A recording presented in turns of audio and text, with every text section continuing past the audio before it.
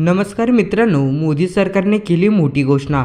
गरिबांच्या हाती सुविधा आणण्यासाठी सरकारने महत्त्वपूर्ण निर्णय घेतलेला आहे.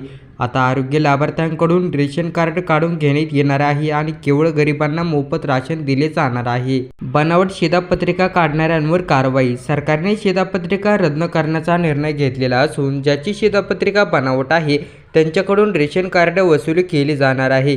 सरकारने 10 लाख अपात्र शिधापत्रिकांची ओळख पटवली असून त्यांना पुढे गहू, हरभरा आणि तांदूळ मोफत मिळणार नाही. शिधापत्रिका लवकरच रद्द करून रेशनवर पूर्णपणे बंदी घालण्यात येणार आहे.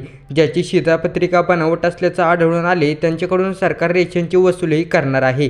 वास्तविक देशभरातील 80 कोटीहून अधिक लोक मोफत रेशन कार्डचा लाभ घेत आहेत, पण ही सुविधा घेण्यास पात्र नसलेल्या करोडो लोक देशात आहेत. असं असतानाही ते वर्षानुवर्षे मोफत राशन सुविधेचा लाभ घेत आहेत. अलीकडेच सरकारने 10 लाख अपात्र शिधापत्रिकांची ओळख देखील पटवलेली आहे. तर मित्रांनो, माहिती आवडली तर व्हिडिओला लाईक करा, चॅनलला सबस्क्राईब करा व व्हिडिओ इतरांना नक्की शेअर करा. धन्यवाद.